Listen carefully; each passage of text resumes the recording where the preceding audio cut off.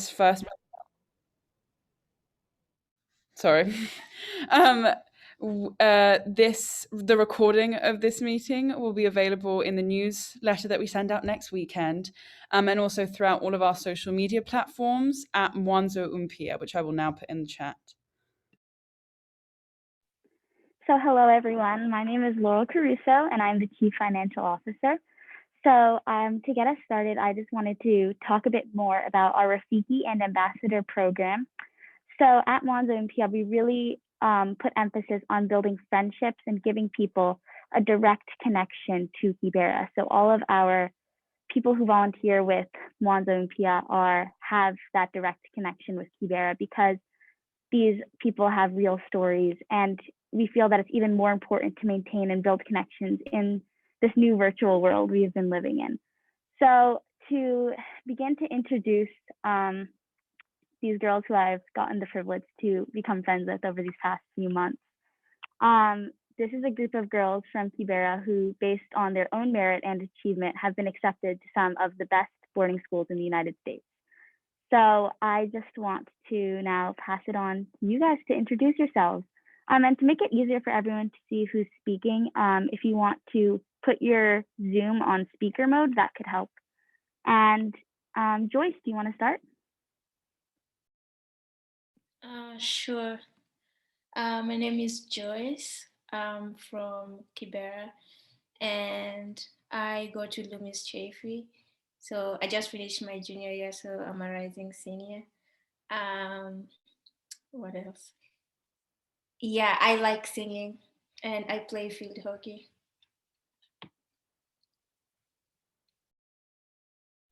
Martha, do you want to introduce yourself?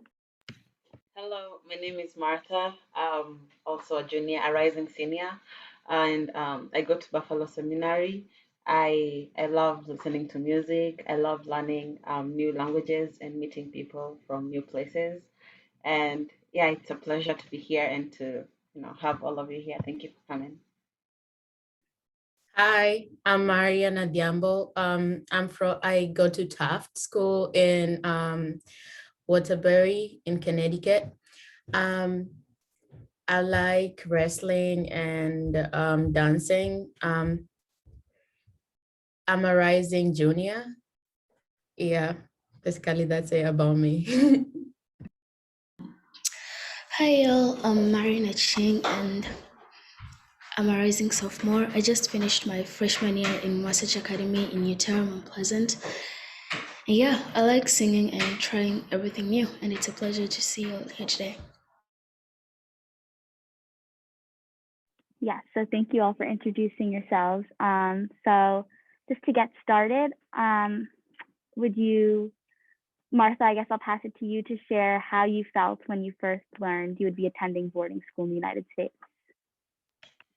Okay, so my first time being told I was coming here, obviously anybody who comes from the slums and who's never been to a different country, I would feel, anybody who was in the same situation would feel really amazed, and I was just really happy to be given the opportunity. And also, it's America. At least it was America, and who wouldn't want to come there, to come here? So I was really like blown away. I was you know when you say, oh, is this a dream or is this not a dream, that kind of situation, I was there. And I was surprised and I was happy at the same time. But also, going to a new place, you have to have a certain amount of fear of adapting to the place, fear of how good you're going to do. I was so scared of being last in my class, or just not being able to understand what anyone is saying, or not liking the food at all, or just missing home. But at the same time, I feel like my excitement overpowered my fears, and I just couldn't wait for the idea of being in class with people from the US. And even right now, I sit in my class, and sometimes I just doze off for a minute, and I'm like, oh, I'm actually here. I'm actually sitting in a class filled with Americans and people from other countries. And it just feels like a dream, and you know, sometimes a dream you don't want to wake up from. So yeah, I was just amazed and I was happy. And I feel like my fears have been overpowered and have been proven wrong. So that's a good thing.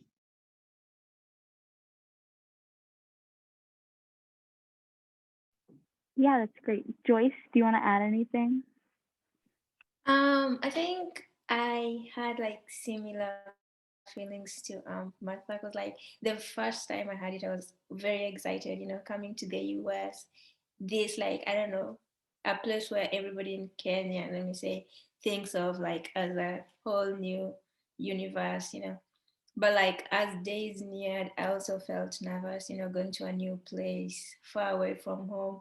And I was used to being home depending on my parents. So, being or going to a boarding school where, I don't have my parents to do everything for me. So it was kind of scary. But as Martha said, like after staying here for a while, I've mostly adapted, and it's a progress, just getting used to things and opening up to trying out and meeting new people. So yeah.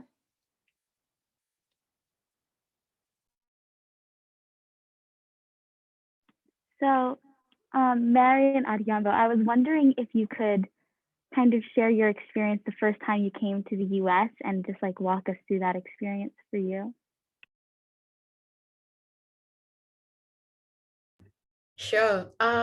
So I actually came to the US in 2017. That was my first time. So I came for a summer camp at Miss Potter's. And so the first time, like when I actually landed here, I just like felt the difference. Like I felt like I was in a new place. The air was different. I felt like I was breathing a different air. Like the people around me, I thought I was like dreaming. I couldn't believe it. And then so that I was just like totally mind blown. I don't know. So, and then I walk like around, I see everything is new. I don't see like shanty houses. I'm not walking on like mud. I'm not like seeing vendors out like selling like what I'm used to seeing. And then I go into school, I see like people dressed in home clothes. I'm like, oh, so this is how things go here. I'm like, and then people eating with forks, knives, and when I'm used to like eating with my hands, like the food is really good. People are like eating chicken like as something they eat it every day, when that was like something I used to eat when only we had like celebrations. And like everything was just, I was mind blown. Until today I can't just bring myself to like believe that I'm actually here, and I am one of these people having like good food every day. I have at times like I'm in here, I get to have like pencils, like when that used to be a struggle back in in Kibera. Like it's so mind-blowing, I'd say. Yeah, so you all have been going to boarding school now for a few years. What was that like transition like for you? If Mary and Achang, do you want to start? Yeah, of course. I've actually been to boarding school just for months, 5 months, I guess, for my freshman year. But I mean, things are totally different because, like, I've boarded once in eighth grade, and I mean, back in Kenya. So things are totally different, just like the surrounding, the community, how people like interact with others. So, and it's been a great experience just learning like from different cultures, and like where I am right now in my school in Utah. So like what people talk about moments and all that stuff. So yeah, just learning about people and trying everything new. So yeah, my experience has been amazing and can't wait to come back for my sophomore year.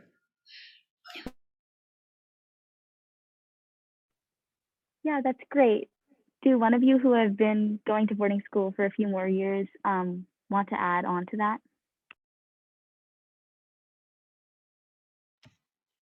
Okay, I feel like one of the hardest parts of adapting to the boarding life here is the fact that we only boarded during eighth grade, and that was like the one time we had we were away from home, and we weren't even that far away from home. So that was one of the hardest parts, just homesickness, I would say. And one of the most amazing parts is looking at the dorms, and there are these big rooms, and they're like, ah, this is only yours and maybe a roommate, and you're like, what? That is big, Like you feel like you don't deserve it at some point, but also you're like wow, So yeah, that was one of my favorite things, and just being able to, as a person who loves meeting people from places, just being able to meet people from different places, China, Korea. We have lots of some other Africans. I've never been to other African countries, so it was just it was this big thing for me. It is still this big thing for me. And also the fact that, you get to adapt enough to be a student leader, like a prefect, a dorm prefect, or like, be the one who welcomes other people when they come in. And you think of yourself when you're once in their shoes, and you're like, geez, I've grown, I'm really here, and I'm really living here.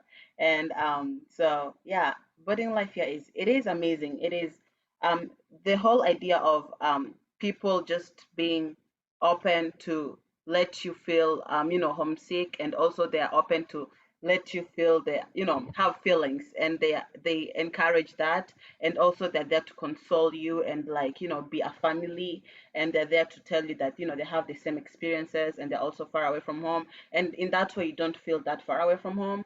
And I know and when it comes to food, I feel like food is a very big part of home. The chefs try to make something that's familiar to home, at least in my school, and they try to make us feel less homesick. And I feel like it's really good that they put effort, and they understand that we are not from here, and they just want us to feel like home is always with us. So yes. For me, I feel like my biggest transition was like moving from an all girls school, because like in Kenya, in Kibera, I went to like a girls school from first grade to eighth grade, and then I came to the US and joined a co-ed school. So that was like kind of strange, like being in class with boys was like, this is kind of weird. So like just having to get used to having a boy for a partner, or like just being in class with boys in general was kind of a weird transition, but just getting used to them and having a stand, speaking out to them, because boys can sometimes be hard to deal with, but it's been kind of fun, so yeah. Just to echo what Joyce spoke about, especially myself personally speaking, coming from Kenya, I most of the time find myself physically here, but emotionally I'm back home, because that's where I relate with most often. And that's been a challenge ever since, because right here, sometimes I sit down and I'm like, I'm literally living in a dream. I can't believe that I'm literally in this room. I have friends from all over the world and experiencing a life that was always my dream. Sometimes I sit down and I'm eating my food and it hits me. Has my family eaten? Like, how are my friends doing back home? Like, I'm getting this good quality of education, but most of my friends have been kicked out of school because they either can't pay school fees, or most of them have dropped out just to help their parents bring food to the table. Sometimes it's really hits you. Like, you sit down, you're like, oh, like this is my life right now. And then we go back home to Kenya and you have to mentally switch up everything because it's different. The life you live here and the life you live back home are totally different things. And trying to balance that as teenagers, I feel like is one of the hardest things I've ever had to deal with my entire life. Yeah.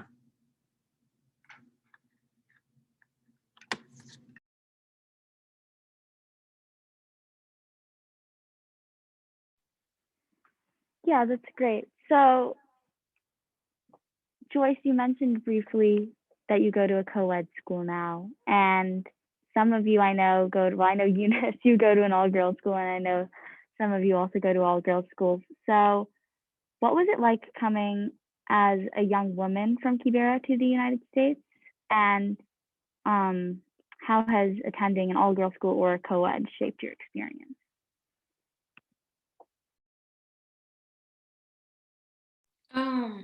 Okay, like personally, I feel when I came to the US, like just attending my school in Kibera School for Girls, I think like I was brought up in a way that I have to like, believe in myself. And it's not like just in school, but outside, just growing up in Kibera, you have to grow up with a strong backbone and just believe in yourself and being able to adapt or go through any kind of situation. So, coming to the US, I already had that mindset, but sometimes, like when you're hit like with that shock for the first time, but after getting used to things, like you just adopt and learn to accommodate like your situation and everybody around you, and also just like speaking out, going to your teachers or like your advisors, or for me like was calling my friends from other schools or from Kenya and just speaking out and telling them what I'm going through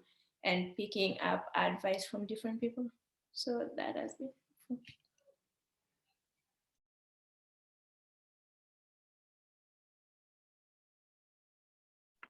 Thank you for sharing. Martha, what about you? Well, I go to an all-girls school, and I feel like, I just had to transition from an all-girls to an all-girls, which I feel like made my transitioning easier. Um, but like what I tell myself is someday I'll have to go out in the world, and the world has boys, and I'll have to learn how to live with boys, which is not a bad thing. It's just a change, and change is different, and different is scary. So I just I'm really like, I appreciate the fact that I'm in an all girls school, because I didn't really have to learn anything like new in, when it comes to adapting with them. They're like, my sisters. The only thing I had to do was, open up to them and understand what they were saying, their accent, and that's it. And so after that, we were like, sisters. We were like helping each other. We have sleepovers. We just behave like, this bestie wasties. And I feel like that's the fun part for me. That's the lucky part for me. And yeah, I appreciated that so much. So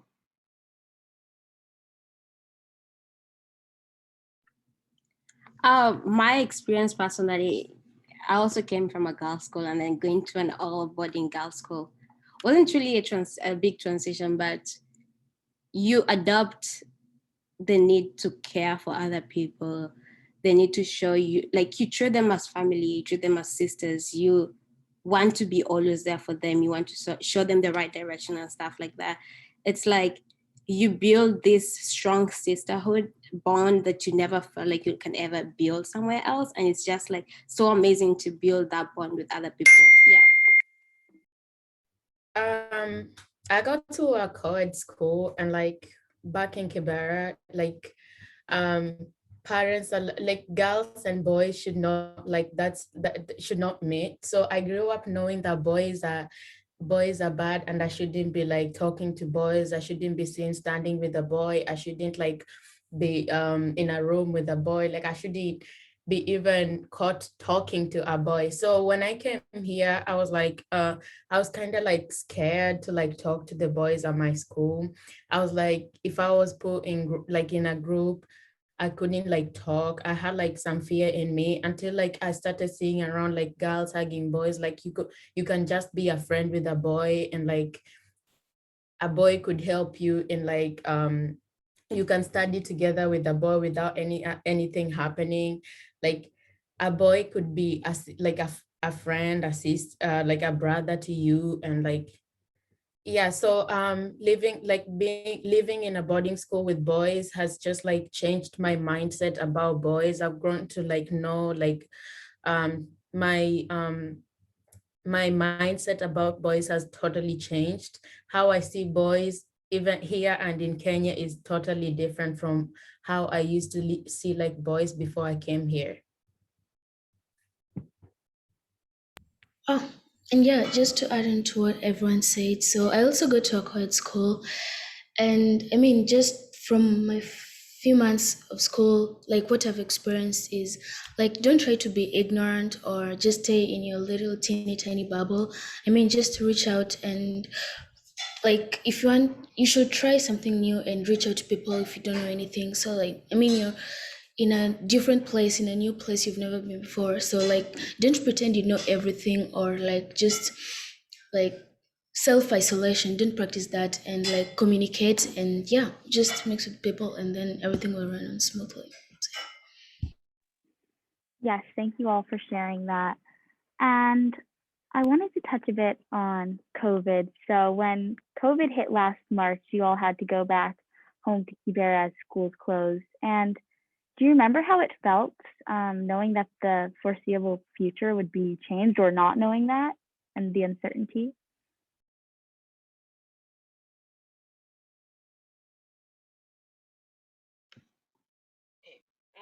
So for me, I was really scared. And I feel like that's partly because once you were told you had to go to school, everybody was crying. And I was like, oh my, I'm not gonna come back here. And I just didn't know what was going to happen. I was like, so I'll be studying in Kenya. Will I even ever be able to, step back to the US and all that? Or like, will I be locked in Kenya? Will it ever go down? How bad is it gonna get? And it's just, all of this, thought thoughts that don't go away. It's just like so much fear and so much, I don't know. I was first of all scared of never coming back to school, and then I was just scared of never seeing my friends again. And there was just so much to say, there was so much to learn, and there was so much to be done. And I had this list. When you're like you're in trouble, or when you're in a state of fear, you just think of the amount of things you yet to do, and you just think of the fact that you don't have time for them anymore. And just looking back at that right now, I'm like, oh well, that happened. We just have masks and I'm back. That I look at that. But back then I couldn't take in the idea of going back home, not because I didn't want to go back home, but because I believe that the life I had here was going to help me change the life I have back home. And if I lost that life here, if I lost the opportunity here, if I lost the free pass of coming back here, I was never going to have a way out. And so it's just, yeah, it just took me to so much thought processes and like a lot of slippery slope. Like, if I don't come back, I don't get to help home. If I don't get to help people home, I get to stay back home, and like things are gonna go awfully, and I'm gonna live in the state I am forever, and nothing is gonna change. And it's just, yeah, I feel like Corona just, hit a very hard thought bubble for me, and just struck so much fear. And looking back at that, I mean, I wish I wasn't that afraid, but also that taught me to to take the time I have and do what I have to do. If it's skydiving, if it's bungee jumping, go for it, because I never know. If it's eating chicken every day, do it. If it's ordering, I was so scared of ordering because my accent, I had to like do it 1,000 times before they understand. But if it's ordering food, go for it. Repeat it 1,000 times. So just do it. So that's what COVID gave me. It was a gift and fear. So yeah. Adding on to what Martha has said, for me, like I was also kind of scared because like Kenyan system and American academic system are like totally different. So like in the case of us like staying in Kenya, not being able to come back to the US, like there was no option of ever joining a Kenyan school, because like if we join school, like we have to start high school afresh, and I don't think anybody wants to do that. So like that wasn't an option because there are no schools in Kenya, or if there were, like I don't know of any schools in Kenya that practice the American system. So that was kind of scary. And also for me, I was kind of happy to be home for a while and spend time with my family because, like, we only get to go home over the summer. So going home from like March to, I was home from March to October. Like that was a long time to spend time with my family and friends since everybody in Kenya was home.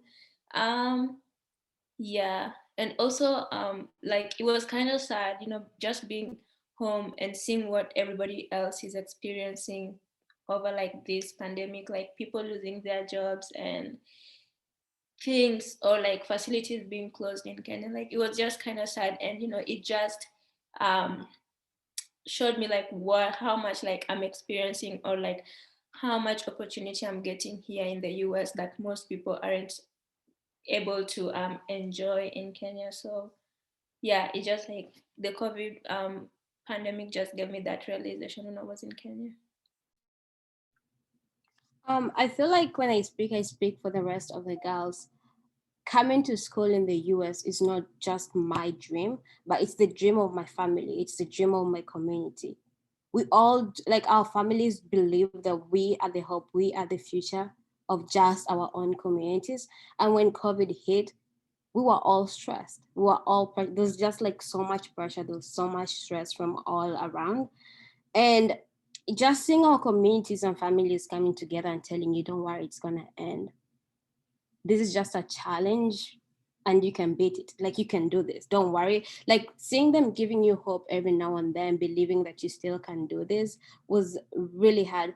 And then something else, like whenever I travel personally back home to Kenya, I had to mentally and physically prepare myself that I'm going back home. The reason as to why I do that is because the lifestyle is different, everything is different. When I'm here, I'm expected to be somebody different. And when I'm back home, I'm supposed to be somebody different. And trying to navigate just myself, who I am, is totally different. And going back home to Kenya last year was just like a shock to me personally, because physically and mentally, I wasn't prepared. Because it all happened in a flash.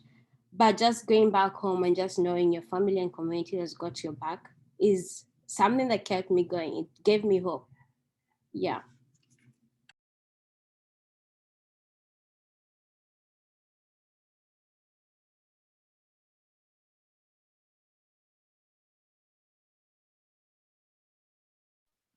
Yes, thank you all for sharing. Before we move to the Q&A, I wanted to ask you all, what is one thing you would want the world to know about Kibera?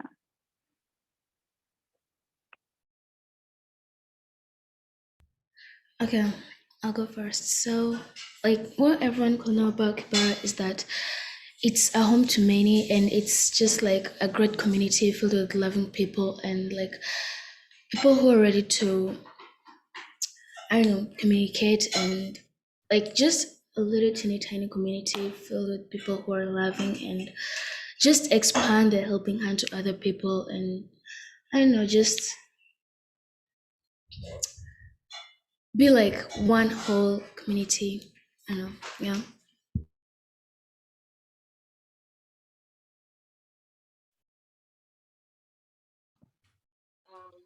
what I want people to know about Kibera is that every time we say Kibera, I feel like for the people who know it, they think of, oh, slum, they need help. They need us to go there and, yes, they do need help. We do need help. We need people to go there and help us. But like, I feel like if we think of Kibera as, you know, I don't like it being thought of in that manner, in a way of, oh, every time Kibera, we need help, children are dying. Yes, people are dying. Yes, help is needed. But also, it's a place where we have, people are strong, people are survivors. People survive with, $1 converted into Kenyan shillings per day or per week, or, people survive. People go work hours and looking for water. So I feel like Kibera is a place for survivors, a place for, hardcore people who never give up, our parents, our communities. And Kibera is filled with fun. Kibera is just, if you walk, the idea of houses being, close together, if you walk around and there's like 1,000 different genres of music being blasted around, you'll find reggae, and then the next house is blasting Christian music, the next house is blasting hip hop. And I feel like that's the beauty of Kibera. Kibera is it isn't a beautiful place to say, but it has so much beauty in it. The people have beauty in them. The people have love in them. It's a great community, but at the same time, it needs hope.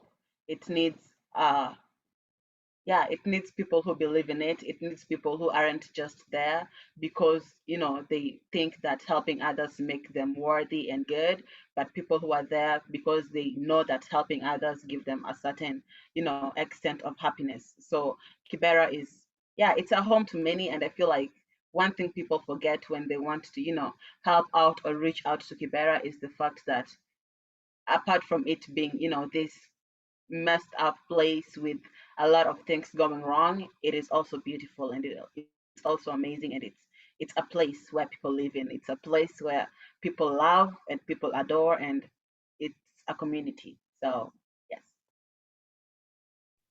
Um, to me, like Kibera is a big family because, like, despite all like the challenges people go through, despite somebody sleeping hungry or not having water, like people will stop what they're doing to help each other. And I love the aspect of, like, just walking down the street and somebody saying hi. Like, I don't have to know who they are, but, like them just being open to just greeting each other and talking to us and helping me out.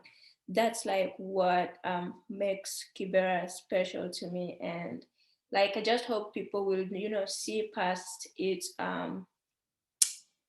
past what is shown in the media, because like there's a lot more to learn in Kibera. Like, if people stop basing their fact on social media and the news and all that.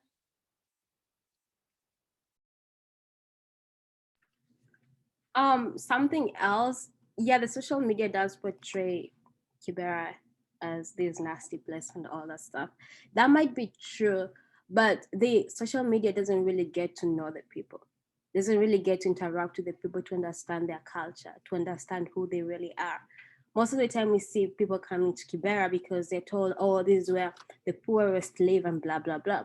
But they don't really get to interact with these people. They don't really get to understand why they're always smiling. You'll go into Kibera and everybody will be smiling at you.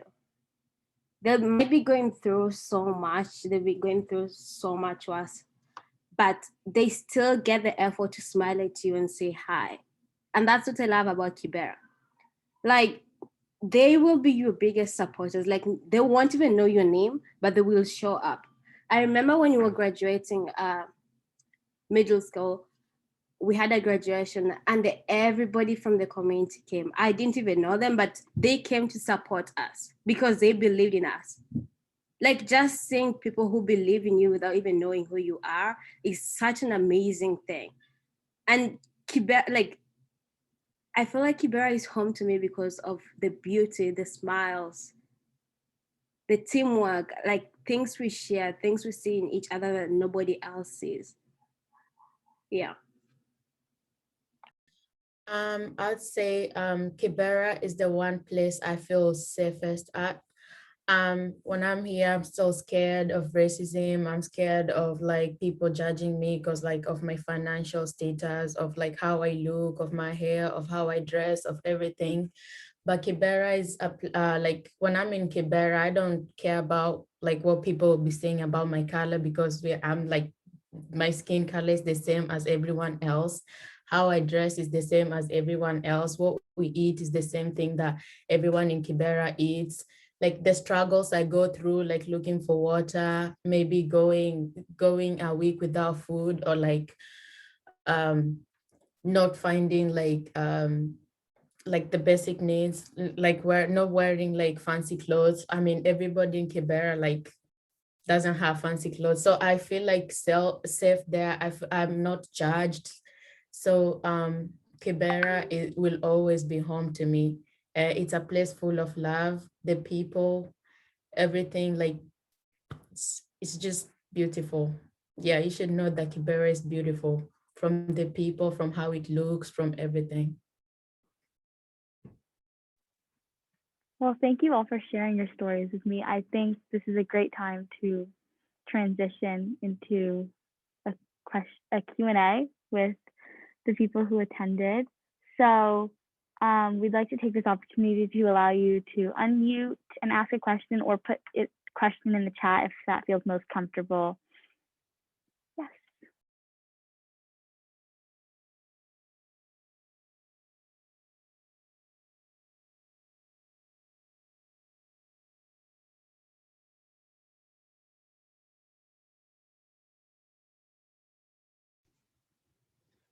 There. Can you hear me? Hi, I'm Bob Forrester, And I thought this was a wonderful presentation. I've been to Kibera. I share the feelings about Kibera. It's a happy place. It's a wonderful place.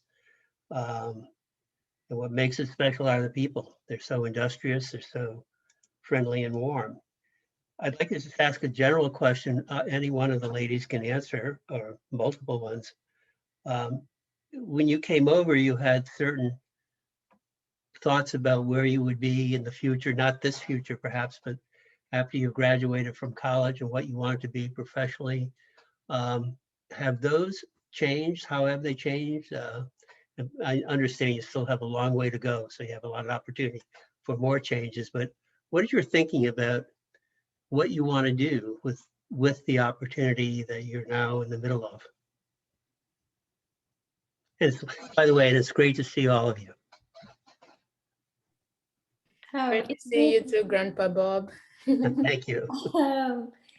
Yes, definitely. Like my dreams or like what I wanted to be has like changed. Cause like from first grade to eighth grade, I wanted to be a doctor, and that's what like I would tell everybody, you know. And then I came to the US. Freshman year I still wanted to be a doctor, and then sophomore year I wasn't sure. After taking biology, I wasn't sure if that's still what I want to pursue. And then now I'm definitely not sure. And like, after talking to so many people, like people encourage me, like, you don't have to know what you want to be or what you want to do in college. And that's actually what I love about America. Cause like in Kenya, like you have to like know something. You have to be something. Like whenever I talk to my parents, I'm like, yeah, I don't know. I'll just go to college and find out. They'll be like, you have to be serious, like you have to be something. And like America has like so many opportunities. Like there are a million colleges. Like I'm starting to make my college list, but I still don't know like where I'm focusing on, because like there's just like so many colleges to like choose from. And yeah, but like despite that, like I know like whenever I go, I'm still going to have a successful future and do what I love. Beautiful. You can go ahead. You can go. Okay, I'll Okay. go. Okay, I'll go. Sorry. Okay. When I was young, I was always on, oh, I want to be a president, and I was that one girl in the whole school who wanted to be a president. And when visitors came in, they would come and be like, "Oh, Samantha, what do you want to be?" And me and my proud self would be like, "A president, like of course, like who wouldn't want to?" And I was so stuck up on this, idea of wanting to be a president to the point I don't know, I got so consumed by it. But like when I grew up, and when people are like politics is a dirty game, I began having that mindset. But also, and then I came to the US, and I feel like you grow and you realize it's not about politics being a dirty game. It's about people, you know, the right people not being in politics. It's about us letting the wrong people lead us. And so I didn't hate politics. I just didn't want to be in it, but I did want to get, included in it in a way I make it, a clean game, if that makes sense, but also not really get so much into it. So at the moment, I of course do not want to be a president. Not because that's unachievable, but it's just because, let's not go there yet. But still, I just know that I want to work with people. I don't know what type of people I want to work with. I want to travel. I hate the airplane, but I want to travel. So can someone please invent a way to travel that doesn't include getting on the plane? But okay, yeah. So I know I want to, I want to travel. I want to work with people. I want to learn languages and maybe, work in refugee camps and like get people who, to their families and like, yes, I just love the idea of speaking a lot of languages to begin with. And I love the idea of being able to like help out people, especially people who are lost. Especially the world we are in right now. There's so much fights going on, and everybody is fighting everybody, and people just get misplaced every time, especially kids. And yeah, that breaks my heart. And I just want to help out on that. And just, I've always had this big dream of, finding people who need help and getting them on their feet. And then, making them, letting them go on from there, go on from a place, they already have the opportunity, when they already have the power to stand on them, on their own feet.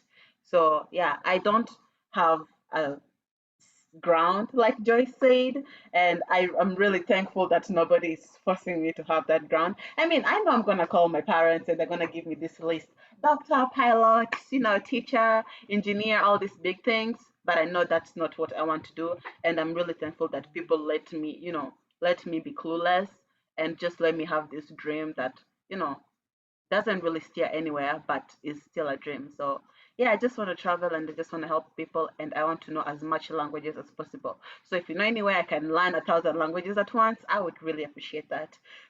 So yeah. I'm gonna go. Okay. So if you haven't noticed yet, most of us are talking about helping and giving back to our community, because growing up, that's how we were brought up, like sharing, taking care of each other. And in our heads, we grew up with that mentality of thinking about others before ourselves.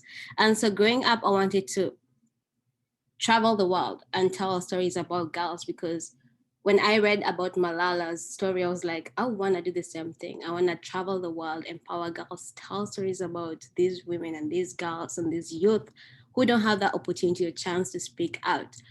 And as time went by, I wanted to do the same thing, but it wasn't just about girls. It was about youth, because I look back home and I see my friends who are young boys and guys who want this opportunity but they lack, because the society is like, oh, you had your chance, let the girls do whatever they can right now. And so when I look back and I'm like, I want to do something for everybody. And I feel like, even though I don't really know what I want to do in the future, for me, Muanzo Mpya is a start for me to realize exactly what I want to do with helping change lives in Kibera, helping support and give young youth like me the opportunity. Because back home, everybody's looking at me and is like, wow, you're so lucky you have this opportunity. Like, I wish I had that same opportunity. And to me, it's like, you can have the same opportunity, just like nobody has offered it to you. You have the potential to achieve it, but nobody's ready to give you that opportunity, because just because you come from the slum or you come from this an area where everybody's like, we don't want to be associated with that place, nobody's willing to give you that opportunity. But I want to be that bridge between people in Kibera and these opportunities. I want to work with people to be able to give these young youth an opportunity to achieve their dream, because I believe in them. It's because somebody believed in me, a young girl from Kibera who never had the opportunity to go to school until I was age 8. Somebody believed in me so that I can do it, taught me how to speak English and gave me this opportunity, and that's why I'm here today. And I feel like if we work together and give these opportunities to young youth, especially in these underprivileged communities where nobody wants to relate with, I feel like we can be able to change the world as of right now. And so that's what I want to do with my life. I want to be able to create relationships, create connections with communities and the unforgotten communities like Kibera. Yeah. Thank you for sharing. I think we'll move on to another question now if someone wants to share the question. Also, feel free to write them in the chat or send either Laurel, Blossom, or I, or Eunice a direct message if you don't feel comfortable. Hi, this is Gina, and I've had the pleasure of meeting these girls before in New York, and I've also visited Kibera. And I just want to commend you for this format, because despite having met everyone, I've learned so much today. And, I've been taking notes, and I have to say, Marion's description of coming here and the pencils and the daily chicken, really brought to life a visual for me and emotionally what that felt like, and not seeing the vendors. So thank you. All of you are outstanding, and there's much I could say. And there's so many commonalities.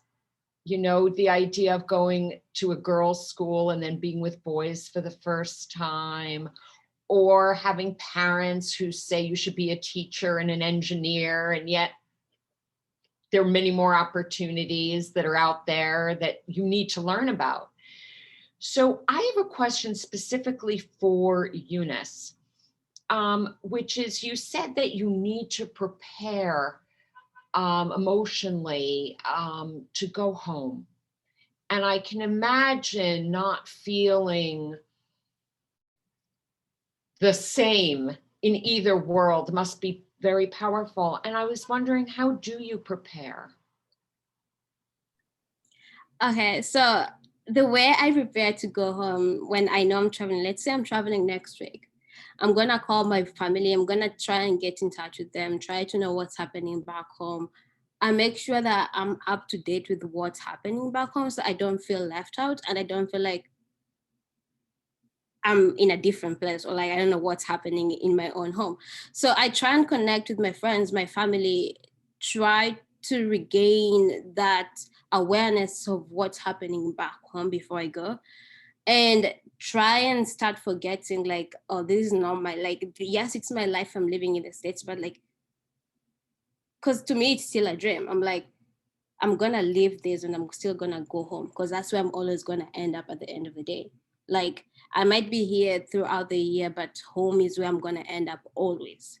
And so just knowing that and reminding myself like, yes, you're here for a reason and a purpose and you need to fulfill that reason, but also reminding myself that you have this opportunity and home is always gonna call you. Like, you always have to go back home. And so reminding myself every now and then that home exists, and physically and mentally knowing that I'm sometimes gonna go without food. I don't need to complain about that.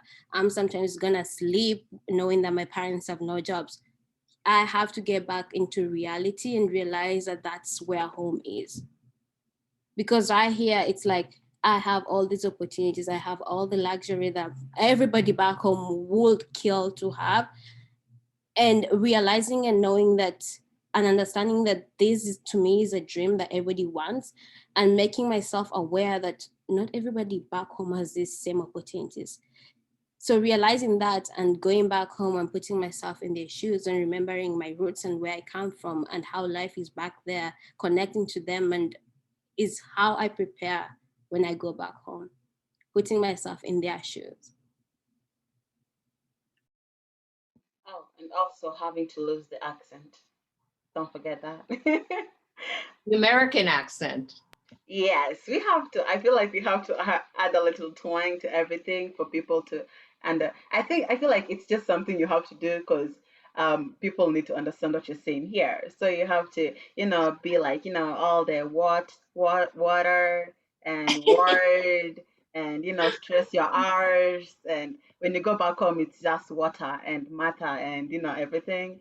And so yeah, I feel like the accent important, but funny part of having to adapt back home. So Yeah, something else that I forgot to mention. Sorry, Martha, for cutting you off. But when I'm back home, everybody's like, oh, you're from the US. Oh, you're blah, blah, blah. They treat you different.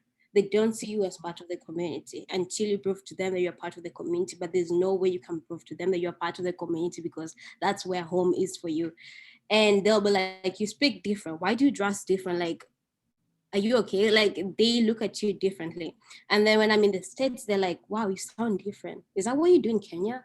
Wait, why do you eat that? Like, why do you do that? It's like, there's no home for you. You're always trying to figure out where home is for you. Even when home is, Kibera is supposed to be home for you, it's not even home because everybody's always asking you these questions. Everybody's always expecting you to be something you're not.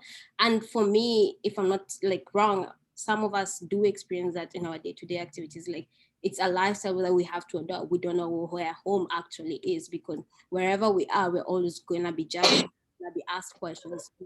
We're still trying to figure out ourselves and balancing where home actually is for us. So when you're there, you're taken for being part American, and when you're in the US, you're Kenyan, so it doesn't feel like you're exactly home anywhere.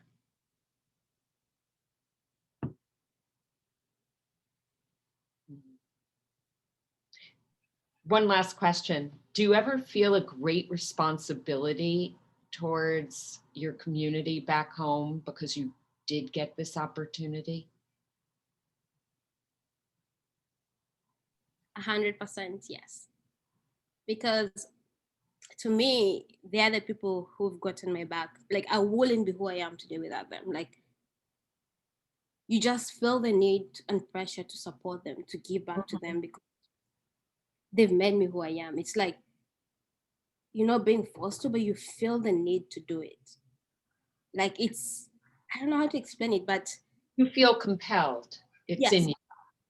exactly. It's in me just to like give back. Because like, speaking, like, I wouldn't be who I am without their support. Like, in one way or another, there's one individual or a group of people who were there, who stood by me, who supported me every single time. And so it's like, yeah. Thank you. So thank you again all for sharing, all of the panelists, and thank you everyone for attending this webinar. We hope it was insightful and you were able to learn about all of their experiences. I want to pass it now to Eunice to just share some final thoughts. First of all, I'm very grateful. I'm very happy to see you all here. To me, it feels like you believe in the same dream that we believe in, helping youths in Kibera actually have the opportunity to achieve their dream. Right now, we're working with Future Stars Development and Rescue Center, which is in Kibera. As an upcoming organization, we believe that it's important for us to create relationships and connections with organizations that are actually in Kibera for us to be able to become big and be able to be known in Kibera. And so Future Stars Development Center is an organization that began in late 2007, 2008, after the post-violence election. And it was started by Mama Agi. And what she did is she took kids who after the violence were either left on the roads or on the streets or didn't have anywhere to go, and she took them in, provided them food, gave them education, gave them everything she was able to give. And it's an ongoing organization, and right now they only depend on volunteers and good willers who can help here and there. And so they don't really have an exact place where they get the money. So it depends if Mama Agi is able to be paid from the job she does or not. And that's how she's able to support these kids with books, with pencils, with food, with clothing, with bedding. She's like the foundation of everything in this. And so we believe if we are able to help support Mama Agi, and that's why we have a GoFundMe going on right now to support this campaign, because we believe in her dream. She was able to stand up among the community and take these kids without even knowing who they were or where they came from, and took them in and gave them whatever she was able to do. And we feel like she's doing something that aligns with our own dream, our own goals. And that's why we want to support her. And that's why we're raising money on our GoFundMe to be able to do this, to help these young kids in Kibera be able to achieve their dream. I'm gonna pass it back to Laura. Thank you, Eunice. So yes, we currently have upwards of $5,000 out of our $7,000 goal. These funds will ensure the children at Future Stars will securely receive their books and linens. We plan on purchasing these materials in Nairobi and transporting them to the center by mid-June. And as Maisie Oma, the daughter of Mama Agi, founder of Future Stars, said, a little goes a long way. We hope that you will be able to support us in providing for these youth, as well as future generations, essential materials to keep growing and learning safely every day. Now I'm going to hand it back to Eunice to end our webinar today. Lastly, I'm just gonna say, if you wanna be part of the change, if you believe in our dream and you feel like we are heading the right direction, please join us.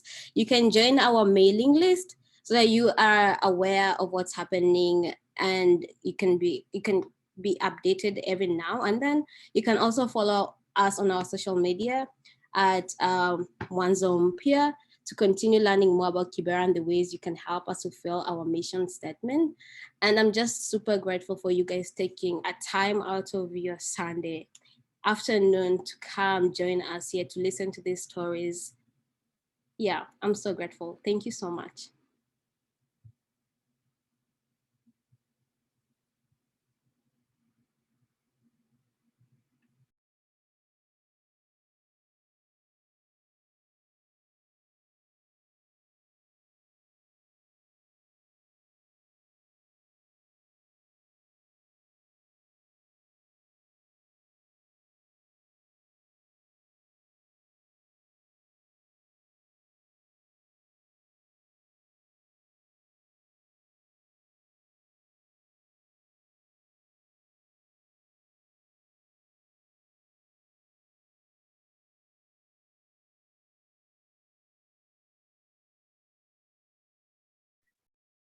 Jennifer 10, what are you doing here?